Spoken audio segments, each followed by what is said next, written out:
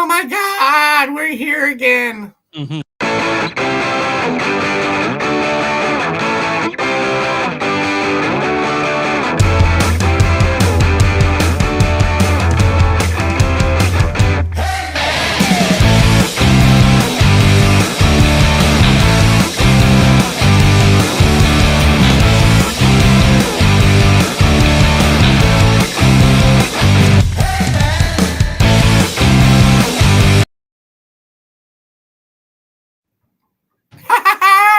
Fuck, dude, we made it. We made it finally.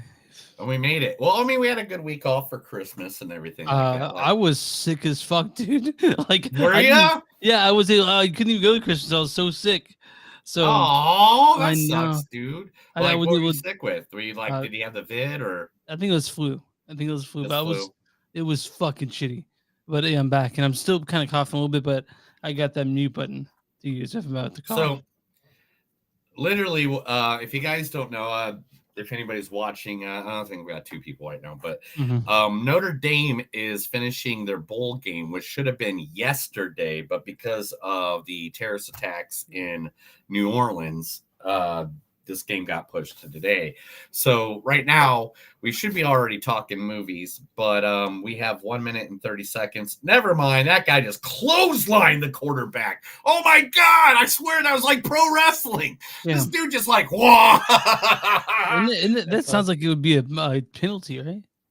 Oh, it was a false start. Well, there's a penalty on the offense for false start. Okay. Not the defense, because Notre Dame's the best in the world. And it's okay, guys. You can admit it, that Notre Dame's better than your team. Let's see. Texas is still in it. Oh, well, I don't even pay attention to I know you don't pay attention to sports, but I was just, That's cool. Is it A&M? Is it Tech? Is it UT?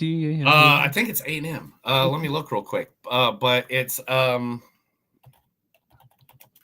I know we still play. Let me look at the. Now I have that song in our head that our opening song. Yeah. Okay. So it is the Longhorns. Who are the Longhorns? That's A&M, right? It's UT. Okay. So it's the Longhorns. We still have one more game. If we beat these guys, we have one more game, and then it's the championship game. We go against Penn, and Ohio State is going against the Texas. What I'm claiming it's going to be, I think it's going to be Notre Dame versus Ohio, which would be really funny. Indiana versus Ohio. Oh! Damn. 59 seconds left in the game. Notre Dame just tried to throw it down. Or not. Georgia tried to throw it all the way down. And they're like, oh, but Georgia doesn't have any timeouts left. It's fourth down. It doesn't matter. This game's over. All right. Let's see. I haven't seen you in a couple of weeks. What's happened since? Oh, I'm going to LA. Yeah, you're going to LA to go. You're in England to see Netflix. Monday Night Raw. Burt Keshner's going to be there. I just saw that. I just heard that on Two Men in a Cave. 2 Bears, 1 Cave. I told you that too. Yeah. And man, have you heard of the Intuit Dome? Intuit Dome, yeah. I think I heard a little bit about it. They scan your face to get in. Yes, I have to download a whole app and add all my information to that app so I can do anything. And all the stores in there have no clerks. You just walk in and grab what you want. Mm-hmm. I think it's going to be the most confusing night of my entire life.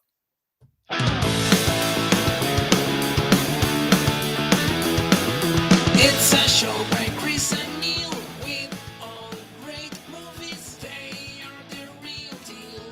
We watch them all, so you don't have to. It's movies that don't suck and some that do.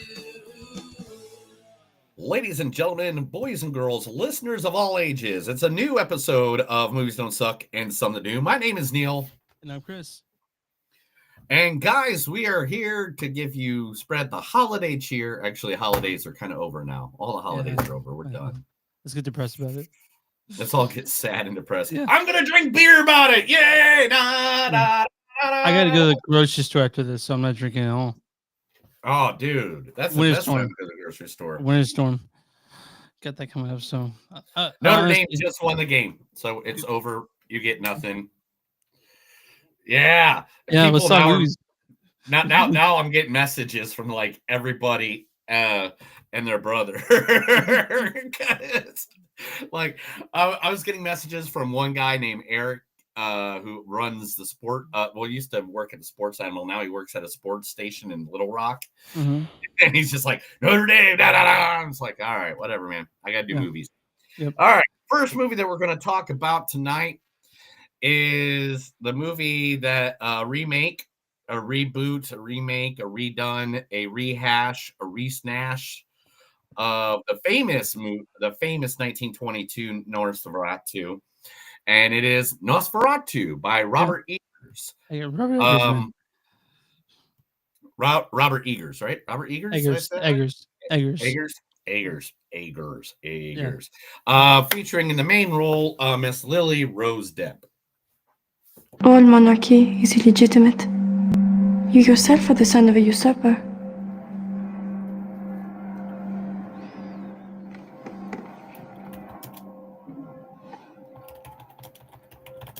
It would seem that you have no explanation for what you have done. You have shed the blood of so many Christian souls, and yet before me now all I see is a young and vain and foolish man so easily riled, so easily beguiled. From the King, also starring Timothy Chalamet. Ah, no shit. Yeah. I tried to do my best to stay on point with two of these actors. You'll understand after you hear the clips. Oh, yeah. Next is Nicholas Hoult. My name is Robert Montague Renfield, and just like all these decent folks, I'm in a destructive relationship.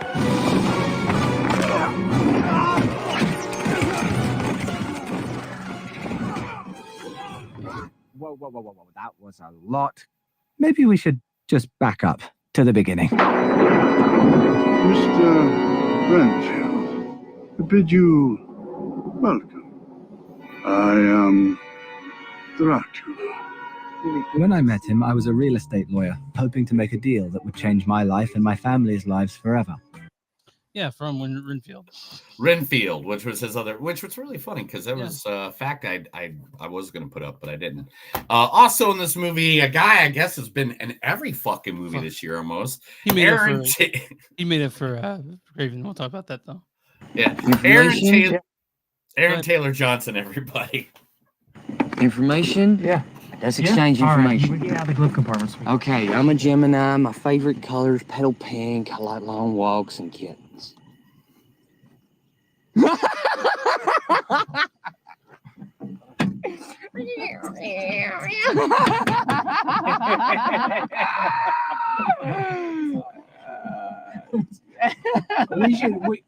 know what? We should call the police. Oh. Yeah. Really? Yeah. That's a great idea. It was your fault, right? So Neil, you know that's from? No, I don't. It sounds familiar, but I can't remember. Nocturnal Animals. Mm-hmm. Now I see your way of going. Let me see what William Dafoe come from. Willem Dafoe, dude. This is a great one. Dracula hasn't had servants in 400 years, and then a man comes to his ancestral home, and he must convince him that he is like the man. He has to feed him when he himself hasn't eaten food in centuries. Can he even remember how to buy bread, how to select cheese and wine? And then he remembers the rest of it. How to prepare a meal, how to make a bed. He remembers his past glory, his armies, his retainers, and what he is reduced to. The loneliest part of the book comes when the man accidentally sees Dracula setting his table Neil, where's that? Shadow of the Vampire. Good job. Good job. Yeah. Woo! You know I had to go with that, right? Like for this episode. Oh yeah. Right. I noticed the one person you didn't put on here was Nosferatu himself, Bill Skarsgård. Oh, I know. I have that. I think I have that. But yeah. No. It looks like you only have Ralph Ensign. Oh fuck yeah! I know. I know. I captured a clip for Bill Skarsgård. Sorry. That's all right. Ralph Ensign, or is it Skarsgård or Ralph Ensign? What do we got? Innocent right now. So let's do the Ralph Innocent, and then we'll Skarsgård. What went we out into this wilderness to find? Leaving our country, kindred, our fathers' houses. We travailed a vast ocean. For what? For what? From Atter's first feature film, The Witch, and one of my favorites. I figured that was from The Witch. I thought that was The Witch. And I was like, if I say this wrong, he's going to kill me. Now, do you got a Skarsgård? Yeah, I do. I have Bill Skarsgård. Bill Skarsgård! The laundry's still in wash. But I thought, I'm wide awake, so I it's gonna be a bit nutty. I thought I'm gonna have some of this here wine, but I didn't want to open it before you got out of the shower because I noticed you didn't drink your tea, and I totally get that. By the way, I mean you don't know me, and this is a really weird situation. It makes total sense, but I thought that you might want some of this. But if I open it while you weren't here, I'm sorry, I'm rambling. Jesus Christ. I thought you wouldn't want any if you didn't see me open it, so I waited. I'm good.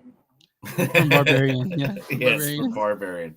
And that is just some of the people that we'll discuss about in Nosferatu. Mm-hmm. And then the movie that Chris has been wanting to talk about since it was ever announced. I want to tell you about this week that he loved. Is a very Chris week, by the way. I want to mention it's a very Chris week. By any means. These are both very Chris movies. Yeah. Now let's talk about the Chris's Dark Knight. Yep, that's it. A complete. Well, if it pops up, pop up, dude. I hit the button. There we go. Yeah, a complete unknown, featuring Mr. Timothy Chalamet as the man himself, Bob Dylan. Postscript to a burst appendix. An invincible comet speeds on its guided arc toward the outer reaches of the galaxy in cosmic spacetime. What was our cause? Recollection of two memories. You, soap scent of drugstore shampoo, ashtray of stale cigarettes, burnt toast. Her, perfume of cheap gasoline, coffee on the breath, too much sugar, cocoa butter skin. Where does she spend her summers? They say it's the smells you finally don't forget. The brain works that way. The French Dispatch. I thought that was the French Dispatch of. Well, you didn't say the name right. What do you mean? It's not called the French Dispatch. Of Liberty, Kansas? In Liberty, Kansas. Yeah, make sure give the full title out there, man. Okay. Make these people search for it. One of the greatest actors of all time, Mr. Edward Norton. It means my reputation is riding on this, and that's worth a lot. Exactly. Right. Fuck you. Yes. If this doesn't work out for you, you fuck off back to your studio pals and dive back into that cultural genocide you guys are perpetrating. You know, the douchebags born every minute. That was P.T. Barnum's premise when he invented the circus, and nothing much has changed. And you guys know that if you crank out any toxic piece of crap, people will line up and pay to see it. But long after you're gone, I'm going to be on that stage, earning my living, bearing my soul, wrestling with complex human emotions. Right. That's what we do. Oh. That is from what? What is that from? The Birdman. Oh, it is from the Birdman. Yeah. Also in this movie, Eli Fanning as well. Just Elle Fanning. It's just Eli Fanning. Sorry. I love this. This is so fun. We should have more fun. Agreed. Because fun is fun. And surprising. Like you were surprising. I had no idea you were fun. Nor are you. I always thought you were a monstrous slut, but now we see each other, and it is dazzling and wonderful, and what a time we have had, and also, oh my God, I have so many thoughts going on right now. I can see it in your face. I'm imagining bullets exploding in your head. That is what it is like. That's from the great Fuhu. So, yeah. Yes, and then last but not least, you have Dan Ziegler. No, I have 2 more. Monica Barbaro. Yeah. Oh, do you really? Oh yeah, Monica Barbaro. This is not about Warren, okay? Oh. Good. Good. You remember that genealogist I hired? That's her report. I'm an orphan. I thought I might have some cousins in Mexico or maybe someone on my Italian side. They're all deceased or MIA. I have no one.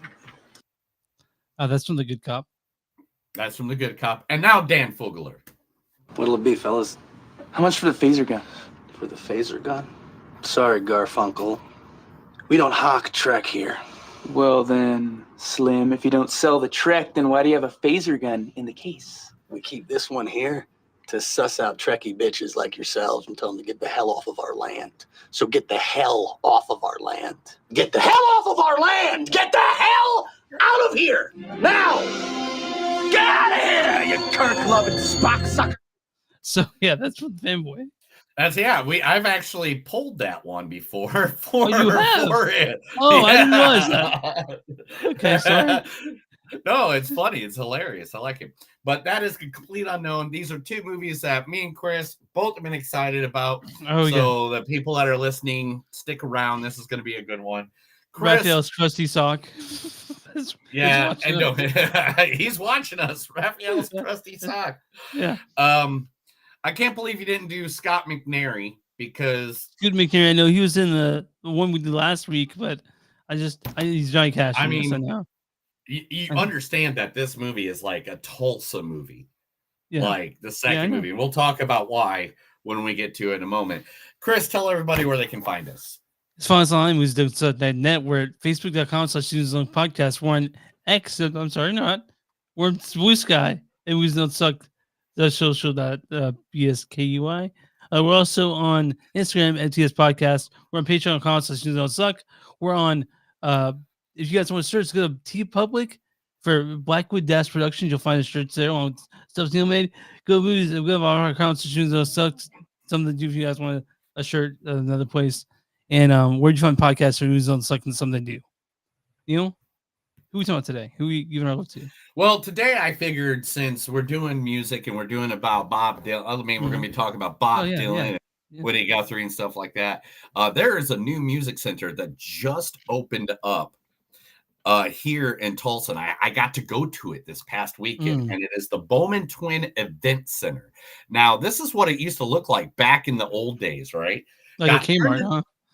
Well, it was a movie theater. It was a movie theater back in the 40s and 50s, I think. Let me see. It was in the 1960s. It was at the Beaumont Twin Shopping Center at 31st and Sheridan here in Tulsa. Now, what they did, though, is they have redone it. Let me get to it. And this is now what it looks like today. The inside, I mean, they gutted this thing, bro. Look at this. That's what they had to gut the entire inside to get it going. And that's what it looks like now. Oh, nice. Here's a picture I took from the side of the stage. Here's a picture of their venue, but here's pictures I actually took when I was there the other day. There's my friend Gary on the stage. But what it is it's a brand new event space. You can rent it or you can go and see shows there. They have stage full PA systems, capacity up to 600 guests. They have catering, prep area, tables, chairs, full service bar, very ample parking. You can do it for raves, concerts, weddings, receptions, trade shows, game shows, wrestling tournaments, DJ performances, resale consignments, whatever you need. This is the location for you. They're brand new and they just opened up. Coming up in the next couple weeks, look who's going to be there. Oh yeah, get ready for the rain dance. Yeah, Mike Bone from America's Got Talent. And then they got a whole list of people coming in through there. But they are brand new event center. Literally go look them up. You can look them up at bowmantwineventcenter.com, or you can go to Bowman Twin event on Facebook or Bowman Twin Event 24 on Instagram. Go support local, report local venues, support local music, because if local music never existed, Bob Dylan would never exist. So let's move on from that. Yeah, I mean, I guess. I mean, there's a lot of more musicians that wouldn't exist without local music. But Neil, how you been, dude? Man, I mean, to be honest, we kind of took a rest for Too this long. last week. Too long. Yeah, no, like not just us as the podcast. I mean, Yeah, me here with my family. Like, Oh, yeah, I think just for sort like of fucking- 3 days, You we were in breathed the out, same yeah. pajamas, like Yeah. not even get off the Yeah. couch. Yeah, well, I was that, but I was because I was fucking sick during Christmas. Ah. But it's okay. I mean, I hate to go open gifts in front of people anyway. So, So, so you know, I'm a huge Notre Dame fan and Oh, stuff yeah, like that, yeah. right? A Yeah, buddy you of are. mine, we all know who that buddy is. A buddy of mine. This is what he got me for Christmas, and you can't see it because the light. But here, let's just turn that off real quick. If you can see, it is a tripled autograph Joe Montana card that is nice. with the Aw. Notre Dame 49ers and the Kansas City Chiefs. And I was just like, whoa. Oh, wait a minute. Wait a minute. What am I doing? Here. Watch this. Boom. Then we'll turn that off. Oh, we'll turn that off. Boom. We'll turn this. Here, wait. I don't know what these guys doing. Guys, Oh, I am. Ready? Oh, Now I'm spooky. ready to invest Nosferatu. Oh, is that you? Is that you doing the shadows like this? All right. Neil, you can't do that. You gotta let people see you. Nosferatu. Yeah, let's talk Nosferatu. You guys turn on the lights. And like I'm just leaning back and you can't see me at all. All right, I got all the lights coming back. Okay, All right, cool. but anyway, continue. So let's talk about Nosferatu. Directed by Roger Evers. Roger Evers directed The Witch, one of my favorite movies. Lighthouse, great movie. Northman, great movie. And he's back with his fourth feature film, Nosferatu. This stars Lily Rose Depp as Ellen Hunter. All monarchy is illegitimate. Nicholas Hoult is Thomas Hunter. My name is Robert Montague Renfield. Bill Skarsgård is Count Orlok. Hey. The laundry's still in wash. Aaron Taylor Johnson plays Frederick Harding. Information? Yeah. Willem Dafoe plays Professor Alban Earhart von Franz. Dracula hasn't had servants in 400 years, and then a man comes to his ancestral home. Emma Corrin plays Emma Harding, and Ralph Ineson, the great Ralph Ineson, plays Dr. Wilhelm Sievers. What went we out into this wilderness to find? Neil, why don't you go read the storyline for Nosferatu? A gothic tale of obsession between a haunted young woman and a terrified vampire infatuated with her, causing untold horror in its wake. So, when it comes to Nosferatu and the other movies on today, these were my Deadpool Wolverine. Okay, like these are the ones that I really, really wanted to see. I would have killed to see them on Christmas, but I could not crawl out of the house. But I saw them. Oh man, you could have gone and got everybody sick in the theater. That'd been awesome. I know. I almost thought about it, but I did not. I laid in bed and watched alone, because I was alone. But Nosferatu, this is, I guess, a remake, but it's really just a retold story. That's really has Robert Eggers' spin on it. Watching this from the first frame, I could tell this is Robert Eggers' film. It's beautiful. I don't know. There are some scary parts. Some people I saw to show how beautiful it is. I actually got a couple screen grabs. Here's one of the first screen grabs. Yeah, it's dark. And then here I grabbed another one. Here's another one. There we go. So you thought it was very dark. Is that what you're saying? I'm saying I want you to finish everything you're saying before I say what I'm saying. Every frame of this thing was beautifully shot. I think every frame could be a painting on a wall.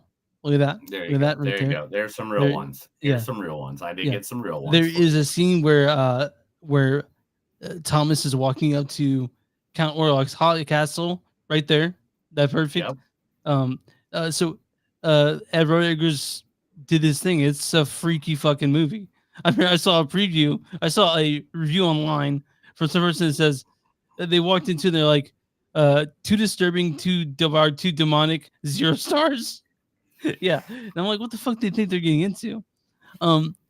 It's a dense movie for some people. It's 2 hours 12 minutes, but like The Witch, I think I want to see it again just so I can absorb the archaic language they're using. The arcade of what it is. Yeah, but it's a beautiful movie and it's fucked up. It's weird, and I couldn't have been more happy with it. This is exactly what I wanted from Robert Eggers. It's exactly what I expected. Okay, so I want you to know I love vampire movies. Robert Eager movies, I've been 50-50 on some of them. You know, I've been, all right, they're okay, they're whatever. This was a great retelling of a story I already knew. My problem is I thought that he'd put too much or make it too more original.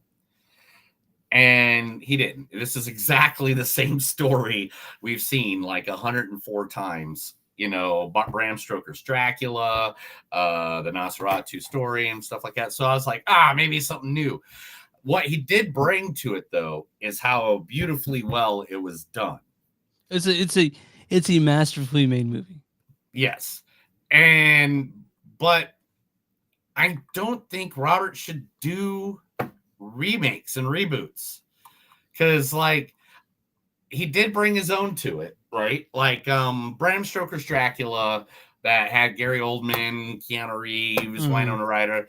That was a beautiful movie, but it was the same exact story. So now we got 2 exact of the same film that are beautifully well done, both of them.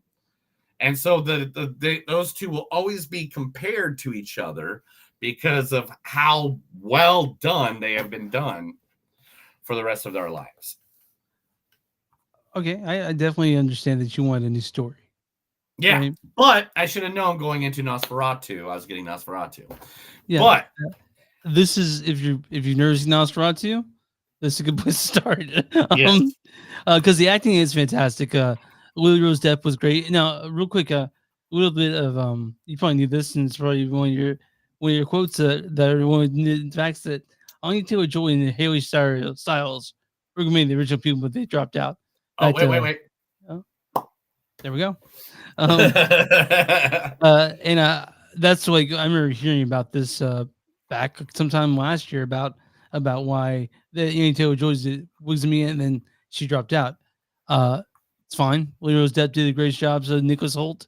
So did Bill Skarsgård, who transformed into a terrifying thing once more. I don't know if I could like. I like Anna Taylor-Joy. Don't get me wrong, or anything like that. Anya, yeah.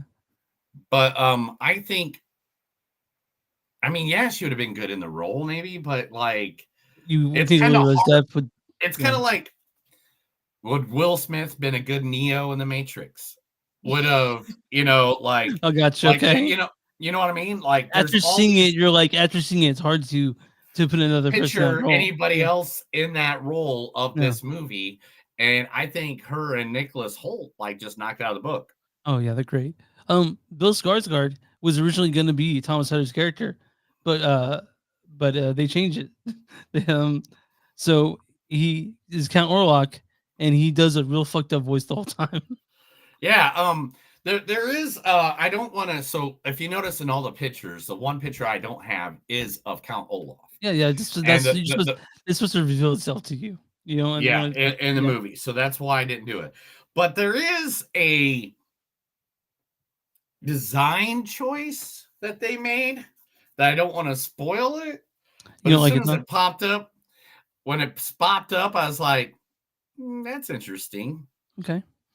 And that only that, like the rest of the presence, the essence, like and all that stuff was very good. But I don't even know how to like how do I say it to you without anybody else? I can't think of exactly what Bat it crater?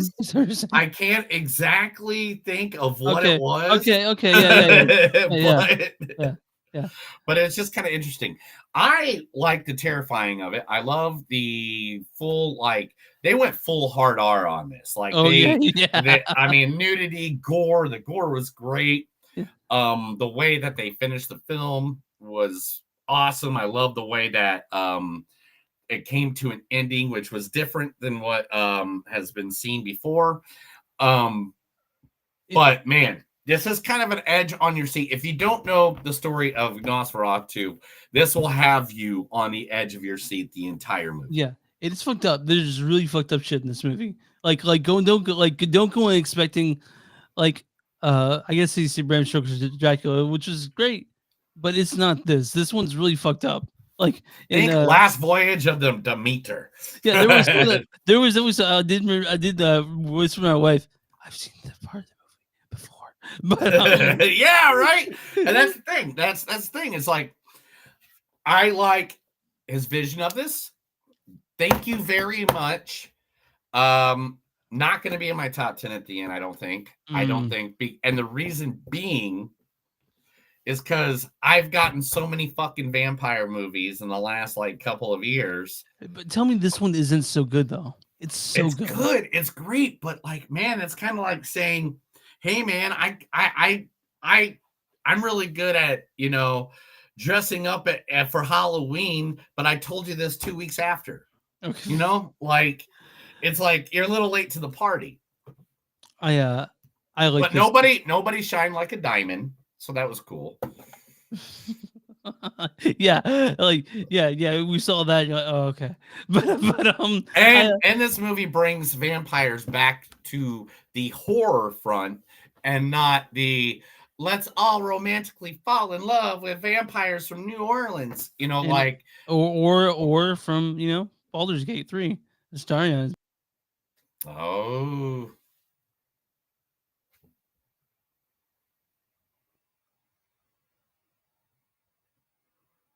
What happened, Chris? Chris he just went mute and left. That's what happens. He gets upset. He cries a little. He's going to go in the corner. He's going to cry a little bit. Yeah, this movie was actually very good. The script was, they did a good job continuing with the story of Nosferatu. They Bill Skarsgård's character as as Count Olaf. Orlok. Matt, see now your mic's off again. Fuck. Why does this happen like every other time? Oh, Chris left me again. He does not like me anymore. It's okay. Let's talk about stuff. But Count Olaf in this is really like a dark shadow that you don't even get to see until like the end of the movie. And I love it. That makes this movie suspenseful. It makes it like, oh, you're just dying to see what he looks like. And when he finally comes about, you're just like, oh, you a grotesque looking mofo. And that's why they did the whole thing where they're just like, we're not going to show you what he looks like until the moment he's there.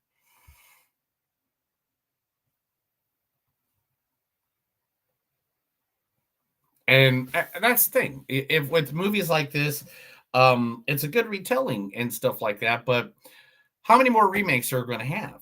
How many more retellings are we going to have? Like, thank you for the retelling. Thank you for giving me something more beautiful, something that people can hang posters on their wall and go buy the little action figures and stuff. I think Todd McFarlane has already made toys for this one. I don't know if that's true or not, but I think I saw. I went into Hot Topic for Christmas to go Christmas shopping and stuff like that. and I saw Nosferatu stuff everywhere. So I'm guessing they have everything from pops already to different items you can go buy. So I mean, commercially, this movie did a good job. Chris just gave me a message. He said, "Resend the link." I'm not sending you anything. You need to stop being a punk. Chris is being a punk. Chris is being a punk. I'm sorry, guys. This happens sometimes. We are in two different cities. Things happen.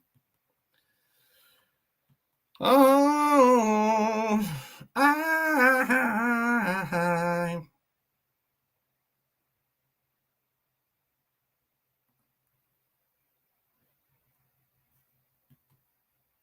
So yeah, Chris is coming back in just a second. But yeah, so this movie is very dark.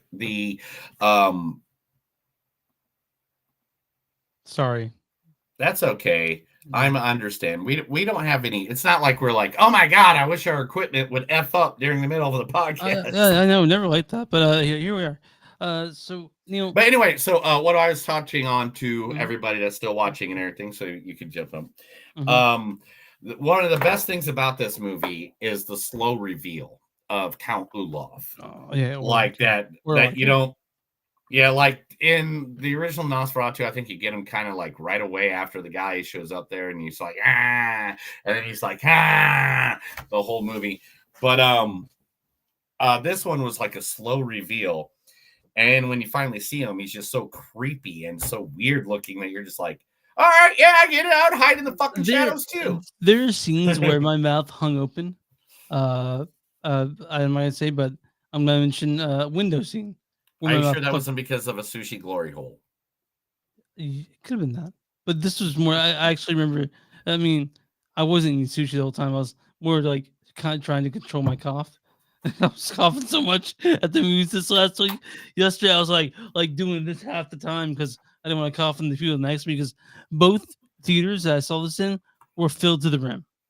Fucking, everything. I went and seen this in the theater, and went and seen A Complete Unknown.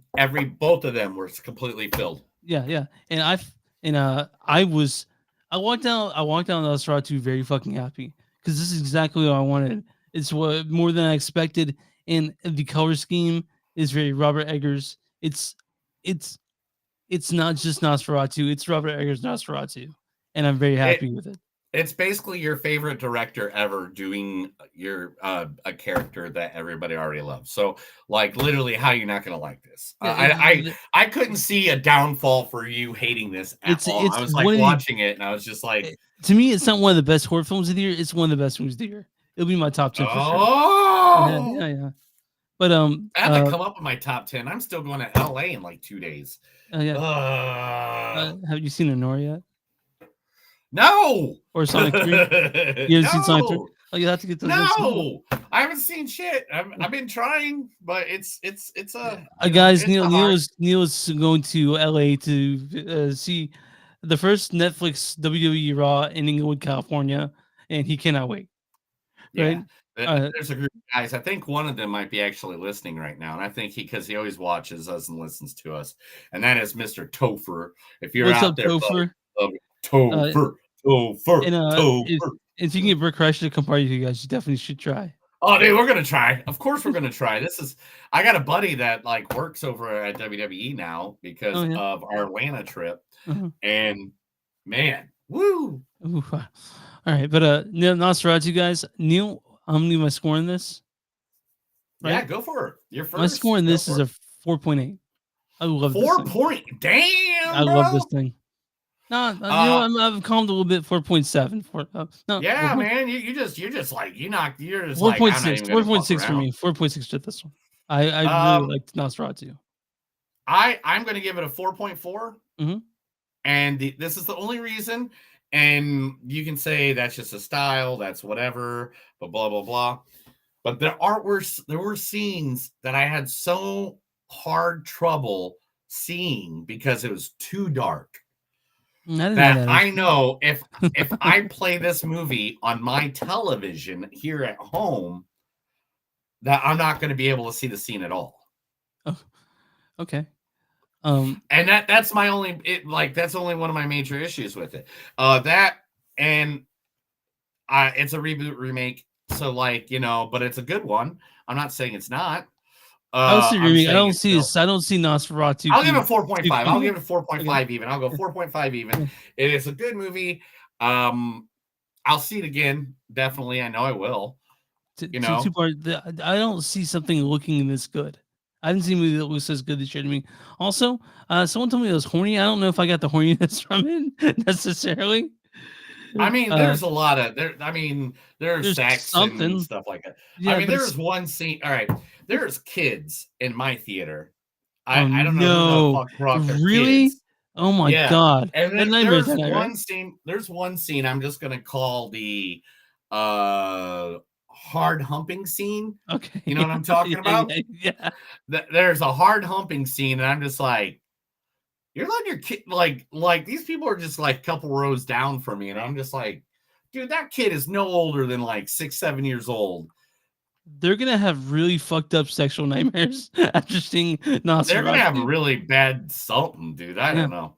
But Neil, 4.6 or 4.5 for you, 4.6 for me. I love Nosferatu. Robert Eggers hit out of the park. Neil, I'm gonna run to as the Convoy-eyed score for Nosferatu. 97. 75%. What? Yeah. See, they kind of were like me a little, where they're like, maybe it's a little too dark, maybe it's a little too much. Yeah. But I don't mean dark as in the essence of it. I mean like the screen, like seriously, like here we go, guys. One more time, just for everybody at home. Here you go. Here's a scene from the movie. And yeah. Okay. So Neil, what is it? That's Cody Rhodes. What is the critic score for Nosferatu? Critic score is going to be high. It's going to be like 91%. Certified fresh is 86%. 86. That's close. Here's the critics' consensus. Marvelously orchestrated by director Robert Eggers, Nosferatu's behemoth of a horror film is equal parts repulsive and seductive. Yeah, it's both those things for sure. I'll read a bad review and a good review. This is from Kira O'Shea of Work Perspective. She says, once the first few ripples of laughter broke out amongst the audience on my screen, it became clear Nosferatu hadn't really decided whether it wanted to be camp or not.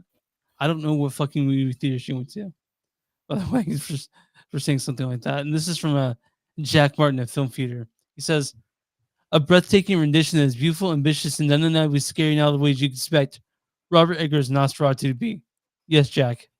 Yes, Jack. I agree with you. So Nosferatu in theaters will be there for probably a good minute, and I do see it being nominated best set design, best set direction for how beautiful this movie was. It'll shot. definitely get voted for. Is in the cinematography department. I didn't see if did they nominate the Oscars No, yet? no. But Oscars will probably nominate for best cinematography because I can't imagine any other movie looking this good this year. I really can't. All right. So well, I mean, it's the end of the year. Yeah. You got news? No. I got news. I got as much news as I can find. This is the Movies Don't Suck and Some of Them News. I'm going to read a bunch of stuff to Chris. He's going to like it or die trying. I am not going to go into the list of actors and actresses that have passed away in the last 2 weeks. God damn. There's so many. There's like 10, and we don't like to dread on the negative here. We like to try to move on. Yeah, and we're nice. We're good people. Yeah. And so all the actors and actresses that passed away, will go watch their works. We'll still influence it. If you want us to put a list up, we will.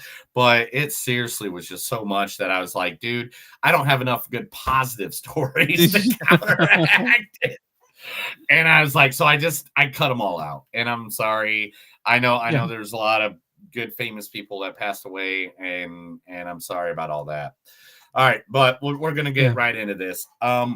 the movie we just discussed, Nosferatu, will be having a director's cut Blu-ray DVD. There is going to be an extended cut of the Gothic horror reviews on Blu-ray. Robert has confirmed it. The first shot is a funny one because it's one of those things for film dorks because it's not in the movie, but because it's a really cool shot, I really like that shot, but we intended it running tensions, and because of the time, we needed to keep him more mysterious, but they do have those famous shots from Nosferatu, the actual movie. They did do them, but he wanted it to be more mysterious. So, which I understand that you can totally see that is the director's vision. But the Blu-ray will have an extended version of the film. Okay. I can't wait. Yeah. I figured that would be really important to tell you right after we just reviewed the movie. Yeah. Can't wait to. Man, have you ever been in a supermarket brawl and Spider-Man break up the fight? I can't say I have. I can't, but I can't say I've been in a supermarket brawl. So this past week, in actually just 2 days ago, at a Whole Foods in LA, these people are getting in a fight, and Tom Holland, aka Spider-Man, from the Spider-Man No Way Home Homecoming series, broke up the fight. And the way they broke it up was like, these people were fighting, and he's like, no, let's not do this, guys. And they both just looked and was like, oh shit, you're Spider-Man. Like both guys were like, ah, and all of a sudden they're like, oh shit, you're Spider-Man. That would definitely be like a way to diffuse the situation. I mean, what else in the world? I mean, could you imagine even getting in a fight? I mean, and all of a sudden, I think if I saw him, like that looks like that's Tom Holland. Yeah, that is the Tom Holland just hanging out, just like, hey man, what are you doing? But anyway, in the new in the new anime show or cartoon show by James Gunn, the Creature Commandos. If you haven't seen it, go watch it. It's R-rated. Gogo Bodello does a whole episode, like it's throughout the entire series. Their music is all throughout. So like there's one episode where they just fight to the song Start Wearing Purple, start wearing purple right now. But because of this, we've already seen glimpses of the design that James Gunn has for Batman, Flash, who is Wally West Flash, not Barry Allen Flash, and the design for the new Wonder Woman are all within the last episode of the Creature Commandos. So and remember, he said that no matter what, that's going to be what he bases it off. Whatever you see it on, it'll just be in different perspectives. I thought it was pretty cool. It's buff Batman and stuff because he's already said that he's not going to use the Robert Pattinson Batman. That's the other verse stuff, right? Yeah, it's elsewhere. Elseworld. Yes. Okay. The movie that will be coming out May 15th, 2026 by Steven Spielberg is now the UFO movie. A little more details is going in a new interview with The Wrap. They tabulate about specifics surrounding the project. They go, I think deep down it bothers Steven, and I've read the script, but he did let the very fascinating tidbit leak about being an original idea. It's great because it's original and it was his idea. His story is working on. So it's not going to be a rehashing of Predator or E.T. or anything. Close Encounters. Yeah, it's nothing that he's ever touched before. So we're looking at a whole brand new original space oddity coming from the great, what's his name? Steven Spielberg. Jason Momoa. Yeah. Will be returning to the DCU, to the Detective Comics universe. But he will not be Aquaman. Thank Christ. He is going to be Lobo. Okay, and that's Lobo is a that's- bounty hunter, that galactic bounty hunter that is immortal, smokes cigar. He's kind of like their version of Wolverine, would be the best way, where he Okay. rides a I mean, motorcycle. with the name like Lobo, I Yeah. gotta see. Yeah, And that's cool. because people love Lobo. Like Lobo is a very, very, very loved character in the world. There is a guy. Give me a second. For some reason, my computer screens are all freezing up, and I have no idea why. Stop freezing up. Stop it. I blame you, Chris. You know what I you have did. no I have no way to do that. You know. So, why is my screen freezing up? I'm sorry. Give me 1 second, buddy. I'm don't trying know, man. really hard here. It's all your fault, Chris. You know what you did. You did. Mm-hmm. You know what you did, right? What I do? I literally only have 2 windows up. So.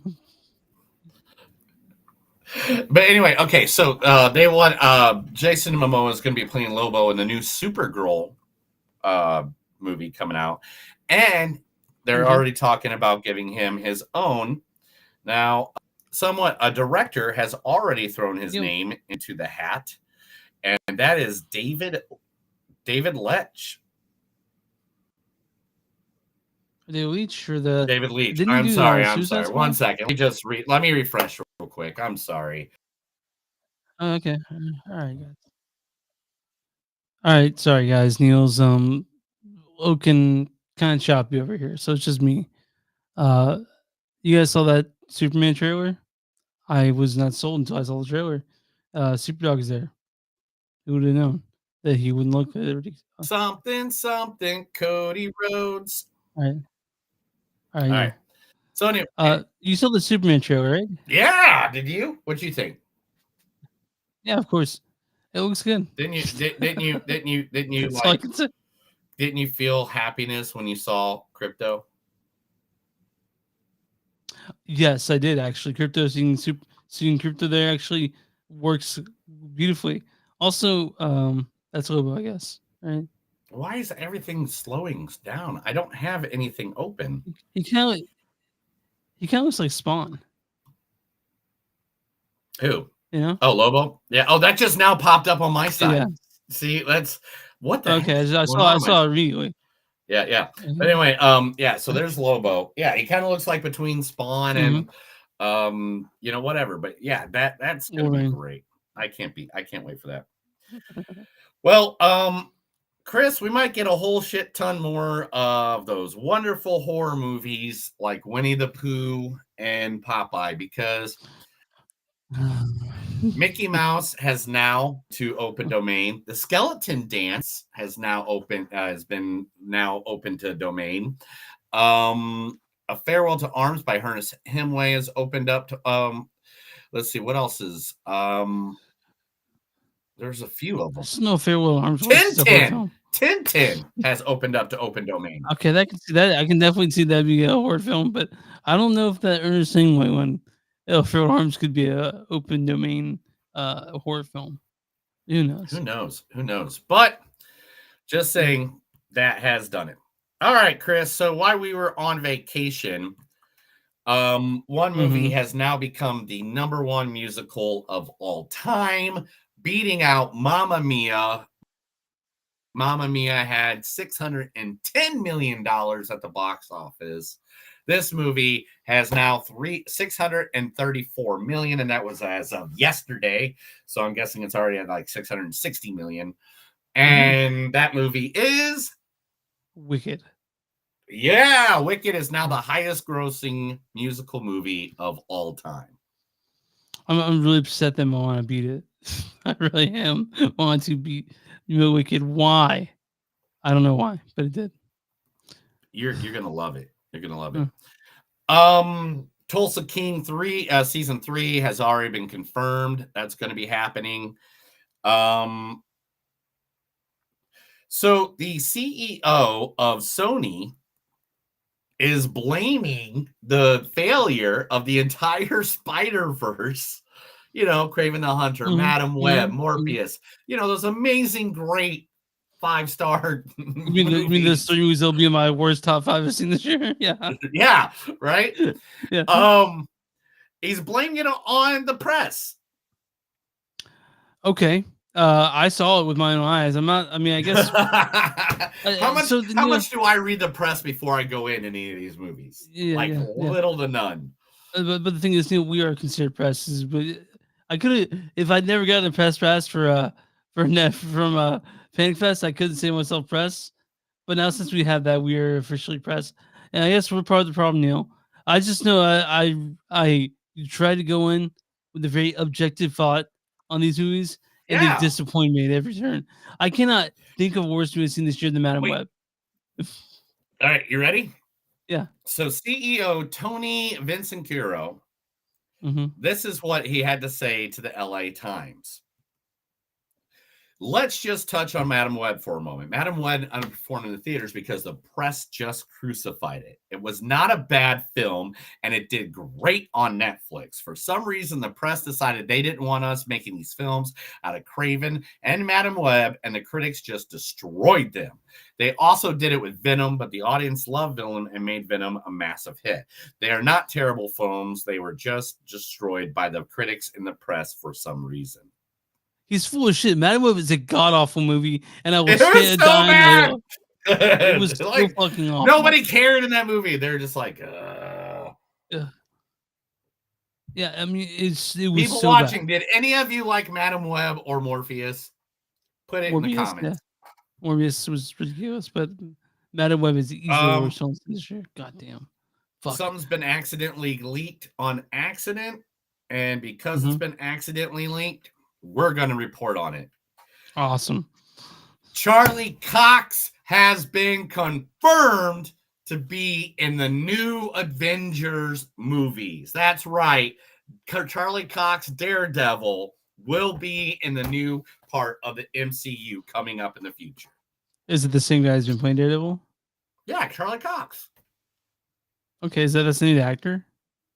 That's the name of the actor. Okay. Matt Murdock is the. Okay. I don't fucking know. Charlie Cox sounds like a superhero name. I do get that because Matt Murdock, Peter Parker, Richard Reed, Bruce Banner. Yeah, I get it.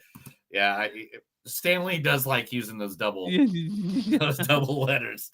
But the actor character was so popular that they, of course, gave him a new series and all that, especially when he just did his one-off. Can I tell you that one of Thunderbolts looks fun, by the way? Oh my god. I know. Like, I haven't really, I've been like, and then I saw the trailer right before Complete Unknown. And I was like, all right, I'm down now. Okay. So next year, we're gonna have a battle around this time of year, or around Christmas time next year. So we're gonna get Dune Messiah. Oh, this is 2026, not 2025. December 2026. we're gonna get Dune Messiah, Jumanji 3, and the Chronicles of Narnia. So we get to see all three of them, right? Well, Chronicles of Narnia is going to be a series. Yeah, and that's the one that Greta Gerwig's doing, right? Yep. And all three of those are going to be released on the same day, December 11th, 2026. God damn, why would they do that? Because they hate each other? I have no idea. All right. Well, we'll have to do if we're doing two on that day, two that week, I would like to be Dune Messiah and the Narnia movie. We can let Jumanji hang out for a week, I think. All right. We got 2 years to figure that out. We got time. Let's see. We did that one. I'm not going to do that one. That one's negative. I don't like negative. Okay. So, for weeks, months, maybe a year, Christopher Nolan has been putting together this ultimate cast for this mystery movie. Remember the ultimate cast? Yeah. So give a little refresher if people don't know. I'm trying to find all of them. All right, here we go.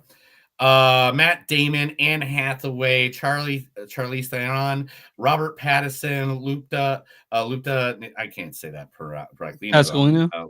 Yeah. yeah. Zendaya and Tom Holland. Okay.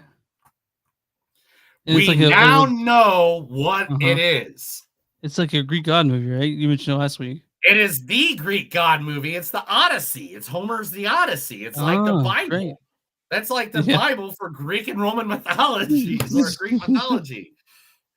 Like for Greek mythology, the Odyssey it's going to be epic across the world. Branding, new IMAX. I just hope he doesn't ruin this like he did Batman. You know.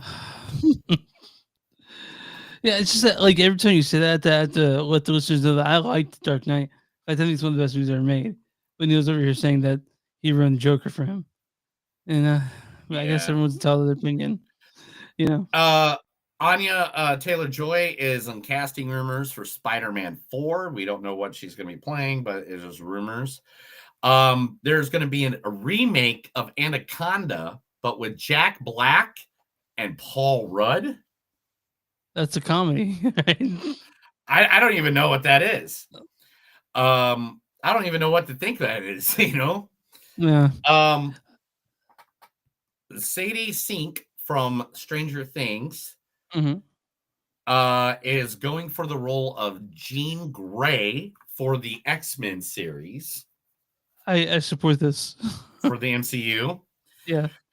All right. Now let's see what else do I got here. Okay. What was the number one movie on Christmas Day, Chris? Was it Mufasa? You are correct. Mufasa beat all the other movies. Neil, are we gonna have to see Mufasa? Are you gonna make me see that? No, I'm not. I'm good. Okay, cool. I'm good. It's only got a 55% on the tomato. Yeah, I just don't. It's not something I wanted.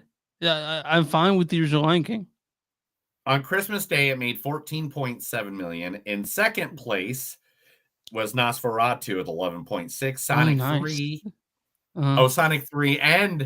Sonic 3 and Bob Dylan, the Complete Unknown, were both number 4 at number 3 was Sonic at 10.4. Complete Unknown was at 7.2 at number 4, and number 5 was Wicked. Well, I'm glad to see Nosferatu being so high up there, at least. I didn't that'd be a Christmas hit, but it was, I guess. I've seen Sonic 3. We'll talk about that next week, though. So the last two stories have to do exactly with each other, and it's about a movie that Neil's been very, very adamant about that. He's ready for. I can't wait. Hopefully, I do it right. And then these two stories come out, and I'm like, now I have no faith in humanity whatsoever. Masters of the Universe is coming out, and now it seems like Prince Adam, who's the guy that turns into He-Man, is going to be a normal, everyday Joe that works in the office at Earth, and he just has dreams of Eternia because stories were told to him as a child. And you don't like that? No, just let it be what it is. And last but not least, the last story of the day.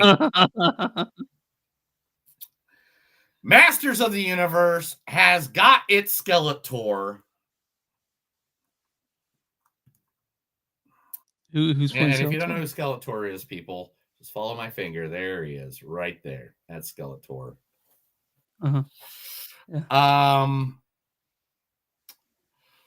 Jared Leto is Skeletor. I'm sorry, buddy. I'm so sorry. Why can't we have nice things, Chris? Why can't we have nice things? Well, hey, dude, we can see that for the most part, Jared Leto is a bona fide actor. He won an Oscar. Jared Leto is a good actor if they give him a good story to act. Okay, yeah.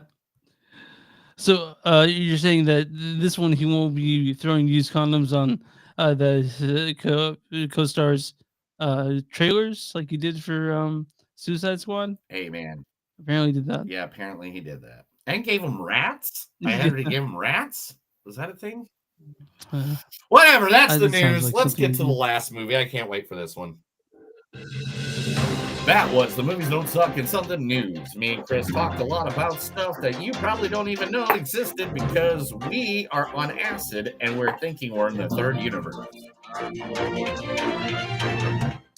right, let's talk Complete Unknown. Directed by James Mangold. James Mangold, you guys know he directed Walk the Line, Logan, Ford versus Ferrari. And when he didn't direct that, he directed Walk the Line, Logan, which had me and Neil. I love both those movies, I imagine, right? Logan's amazing. This stars Timothy Chalamet as Robert Zimmerman / Bob Dylan himself. Postscript to a burst appendix. This also stars Edward Norton as the venerable nice guy Pete Seeger. It means my reputation is riding on this. Elle Fanning as Sylvia Russo. I love this. This is so fun. Monica Barbaro is also the venerable Joan Baez. This is not about Warren. This stars the late Dave Van Ronk, also Scoot McNairy as Woody Guthrie, and also this also stars Dan Fogler as Albert Grossman. What'll it be, fellas? How much for the phaser gun? All right, Neil, why don't you go read the storyline for Complete Unknown? Set in the influential New York City music scene of the early 1960s, A Complete Unknown follows a 19-year-old Minnesota musician, Bob Dylan's meteoric rise as a folk singer to concert halls and the top of the charts as his songs and his mysterious mystique become a worldwide sensation that culminates in his groundbreaking electric rock and roll performance at the Newport Folk Festival in 1965. So, Neil, you know I'm a giant Bob Dylan fan, right? And so I came into this thinking they might do something to his legacy. They might. You mean like make him look like a major asshole the entire film? Well, he's an asshole. That's a good one. But Neil, listen. So one of the things I thought they'd ruin is Bob Dylan's mystique, and they didn't do that. They kept his mystique intact this whole movie. This is not really a movie. This is not a docu. This is not a biopic. This is takes 4 years of Bob Dylan's life and puts it into a movie, and they show why he is influential as he is, what he did as opposed to who he is, which is exactly what they should have done it. I know a lot of people want to do this. Like, I still know who Bob Dylan is, but that's not the point of this movie. No. That I got that as soon as I watched the movie. Like I was like, because once they didn't once jump on his heroin addiction. They didn't jump on his, especially since this was the time he was addicted to heroin. If he'd gone, I mean, I know you know bio on Bob Dylan, and by any means, I'm not going to try to preach to you about Bob Dylan. I remember one of the things he told people at this time is like, opium, marijuana, drugs, man, they spin your mind a little bit. Everyone needs to mind a little bit. So he's doing opium at this time. But I mean, me trying to preach to you about Bob Dylan is like you trying to preach to me about, Cody Rhodes. Yeah. I also want to mention that he, I know Bob Dylan ain't treated his woman well. I know that for sure. But there's one thing I can say though is that Timothy Chalamet deserves an Oscar nomination because 10 minutes in this thing, he was not Timothy Chalamet. He's Bob Dylan. He did not get the nomination for Willy Wonka. He did not get the nomination for, he needs more nomination. This kid is not going to, I think he's going to become like Leo, dude. I think he's going to be like Leonardo DiCaprio, where it's going to be like 10 movies from now. We're going to be like, what the fuck, guys? did he sleep? Oh, I want to mention that where the thing you says, the famous Judas, I don't believe you play it loud. He says, Judas, and so he said, I don't believe you. You're a liar. And then he tells the band, play it fucking loud. And you can hear that. You go online and hear that. It's fucking amazing. But I know, but they didn't do that. And that's when they put in that one.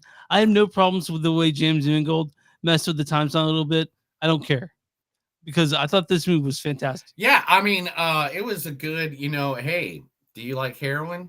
Do you like songs about politics? Do you want to hear the story about the hurricane and the one the authorities came to blame? Well, that song's not in here. Okay, That well, song's that's not in here. yeah, no, not that one. No. But man, I mean, the funniest. Okay, my only issue with this movie, my only issue,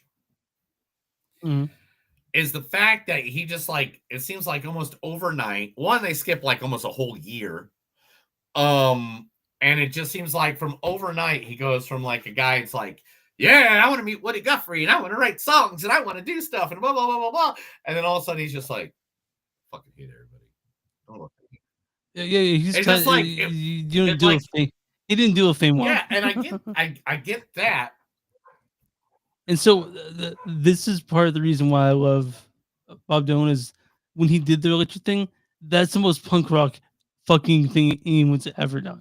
Well, I don't know. There's a did. hole in Kane's ballroom by Sid Vicious that he just destroyed the wall. Well, yeah, That's kind of I know. I know. But I know, that's but I'm saying pretty this is pre Sid Vicious, obviously, or pre Sid Vicious putting the hole in the wall, and Sid Vicious didn't even play bass; he was terrible at it. But a completely unknown. I thought everyone was fantastic. That and they spent years learning how to play guitar and sing, and they did all their own shit. Can we talk about Edward Norton? God nice, damn! All right, as nice guy Pete Seeger. All right, one second. Let's do something real quick though before we get into all that. Here, I got a couple of pictures here, and for the people that are viewing, the 17 people watching right now, there you go. There's Timothy Chalamet next to Bob. Right. I thought that was pretty good. Right. There is what's her name? Monica Barbaro next to Jim. And then last but not least, okay, now all of them look pretty tight, pretty close, right? The only one that doesn't look pretty close is Edward Norton. Like, I think it's pretty close. Come on, close. That's an old Pete Seeger. That's an old Pete Seeger. But I love Pete Seeger. And he was great in this. Also love Woody Guthrie. He looked like Woody Guthrie in this movie. Okay, this is a very and this is what I said about earlier in the podcast. This is a very Tulsa film. And the reason being is because there's two people that are celebrated more than anything in this city is Bob Dylan and Woody Guthrie. Literally, we have Guthrie Green where literally you can go watch bands for free that play all the time. You can go to the Woody Guthrie Center. You can go to the Bob Dylan Center. You can go look at all the masterpieces, the things they wrote on page. We got church studios where bands like Flog and Molly have come and record Woody Guthrie songs at church studios. And that's where This Land Is Your Land was fucking recorded, man. It's like, yeah. So he died in New Jersey. So. But so I mean, but there were songs that were played live on this Neil, and I'm twice during this movie. I cried tears of happiness, like just like for example that first song he plays that song for Woody. Yeah, I'm not giving anything away. That was an incredible song. And guys, you say what you love about Bob Dylan's music. It was indicative of its time, and it's amazing. No one's written songs like that. Yeah, since and at that time, no one's writing songs like that. And the thing is, if you don't know about the relationship between Woody Guthrie and Bob Dylan, this does give a good reflection of it. Now, the way I hear it from people here, and that's just the way I hear it. I'm not saying it's true. I'm not saying that I'm basing this in fact, but there are a lot of people that have been here for many, many years in this area. They said that they actually had more of a relationship before Woody took that much of a downfall. If I remember correctly, reading about it is that Woody was still verbal when Bob visited him, and in fact, he signed a copy of his book saying, "I ain't dead yet." He didn't have the cards made; he actually signed it with his hand. But this one makes it seem like that he was nonverbal when Bob visited him, That wasn't the case No, yet. and So I mean, but again, Freddie Mercury didn't throw all the cocaine parties. Elton John didn't magically fly out of his, out of his LA concert and go straight to a rehab. Like there's so many things that you got to understand. I mean, Jim Morrison did not, I don't know. There's so many different things in these bio movies that you have to understand. They do write them for movies. Yeah, and this is a movie, but it's not a biopic. Which I'm so glad it wasn't. It didn't start at the Newport Folk Festival and then go back. You know what I mean? This started from when Bob Dylan arrived in New York at age 19, and till he that famous folk festival performance 1965, where he pissed in all the all the folk fans' faces, and uh, one of the most popular thing he could have done that time, because he came to the realization, like you and I read that we've realized that art is wonderful, it's great, but it can't save the world. Right. And but but I thought the music in this was incredible, incredible. I love the music in I this love the movie. music in this movie. I also love the acting in this movie. It knocked it out of the park. Oh, Everybody knocked it out of the park. Even Woody Guthrie, even though he didn't say a damn thing. But like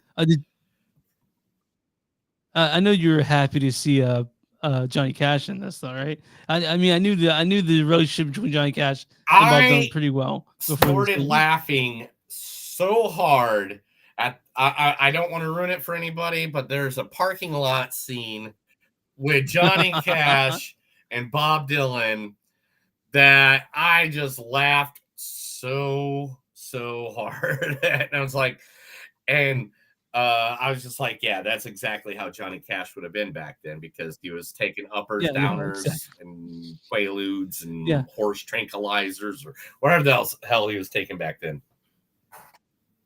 But Bob Dylan, this is a clean unknown. It's Timothy Chalamet. There's an Oscar nomination. I'd say Edward Norton does too, because fuck, he was so good as Pete Seeger. Nice guy, Pete Seeger.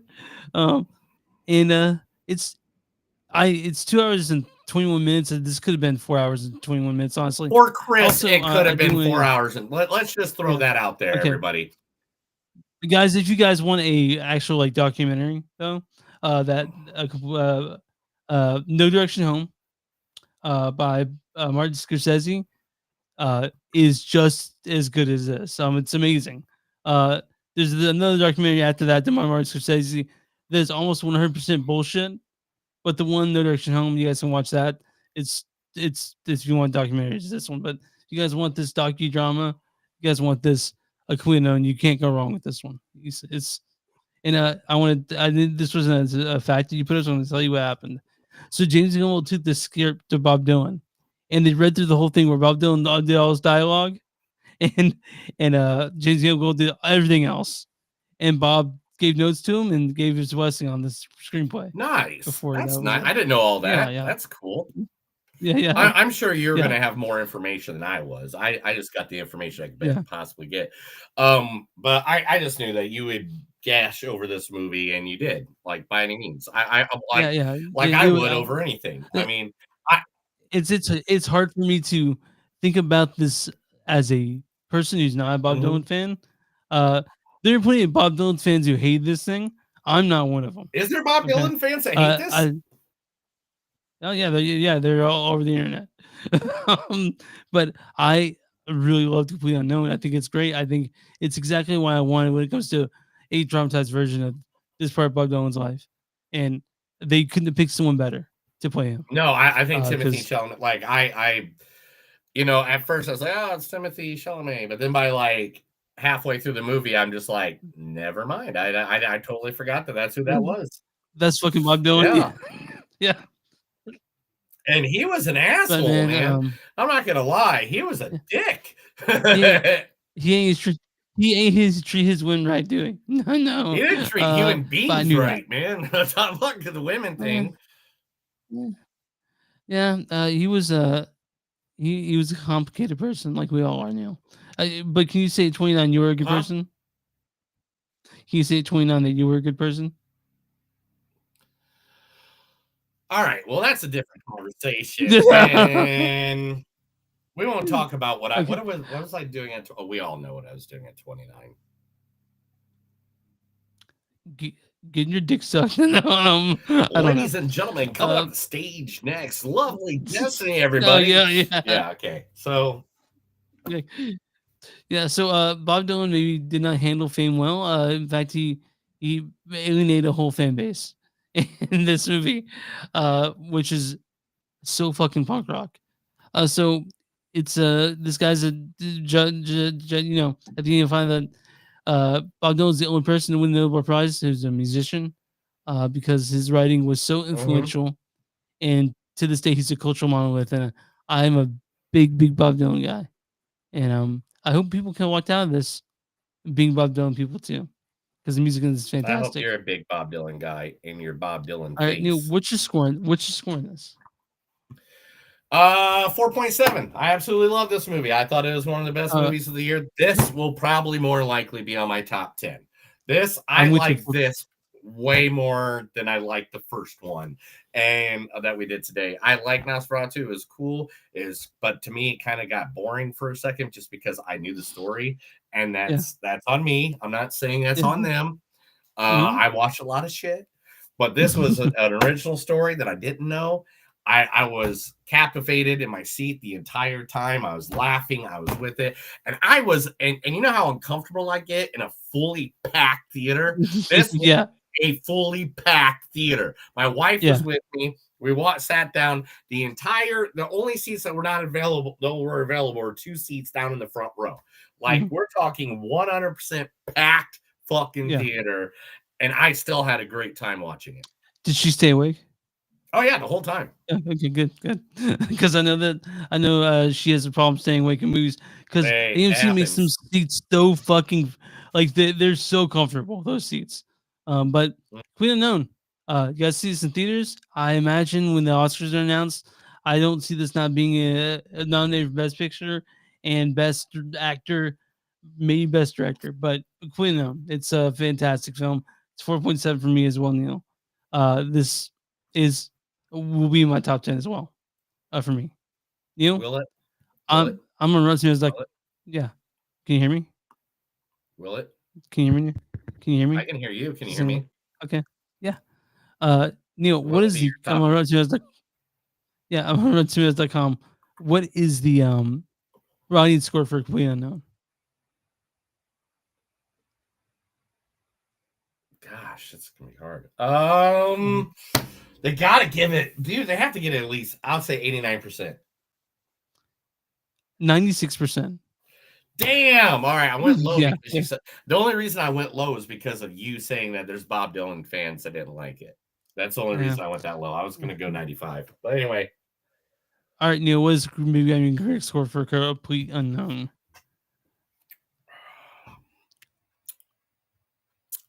91. Certified Fresh is 78%, which is low to me. Yeah, whatever.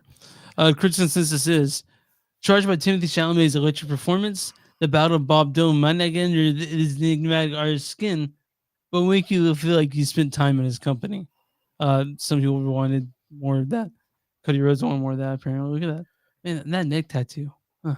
It was supposed to be smaller, and then when he got it, I just heard a story about it. And when he got the neck tattoo, and Cody Rhodes, the wrestler, guys. So anyway, when he got the neck tattoo and it got done, he thought it was going to be smaller. And he goes, so I just kind of like said, well, yeah, thank you, and just like walked out, like read it, like, man, I should have looked at that better before. Anyway. All right, so this is from Odie Henderson in Boston Globe. He gives it 1 out of 4. He says, when it comes to fleshing out these characters, we get bupkis. Bias calls Dylan a word that starts with A and ends with hole. That's the only personality trait that informs Chalamet's portrayal. Whatever.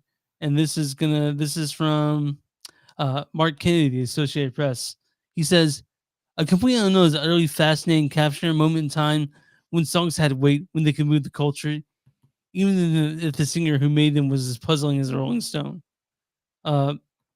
This is a great movie and the best best music film you'll see in the past fucking 15 years. It's great.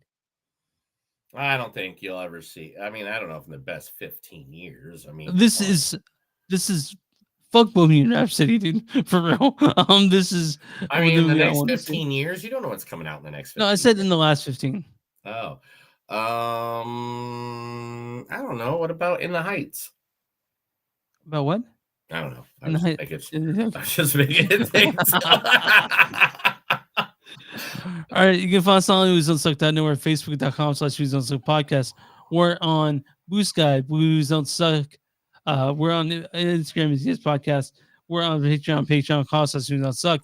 Go to Public, search Blackwood Dash Productions. You'll find a shirt with our logo on it. Go to Bonfire Currents, search Blues Don't Suck, and something to do. You'll find more shirts. Or, if you're watching this, you do subscribe. You watch this on anywhere, just subscribe where you can subscribe. And where you find podcasts, you find Moves Don't Suck and Something to Do. Neil, how do we help out small businesses? You have a small business, give us that information, send us that information, tell us, email us, message us, let us know. We'll be advertising you right here to our thousands of listeners or millions of followers right here at Movies Don't Suck and Something to Do. All right, I gave the movie a Gertster. You good? Ready to get out of here? Good, let's get out of here. That's another episode of Movies Don't Suck and Something to Do. My name's Neil. I'm Chris. And if you're gone to the finest schools, all right, Miss Lonely, but all you know is only used to get juiced in it. I'm just kidding. But like a complete unknown, like a Rolling Stone, we're out of here and you have a good day.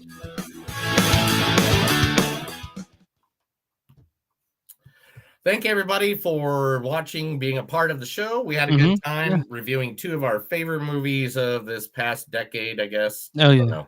Well, at least for Chris. Yeah. So if you guys want to know, we're doing next week, we're doing a Nora and Sonic 3. And then the week after that, we're doing our best we're of doing Nora and 2023. Sonic 3 next week? That's what you told me. Oh, my God. Oh, all right. Me and Chris got to have a conversation after this. So you texted me about this. This is good. Figuring it all out. All right. Thank you guys very much. Love you guys. Be around.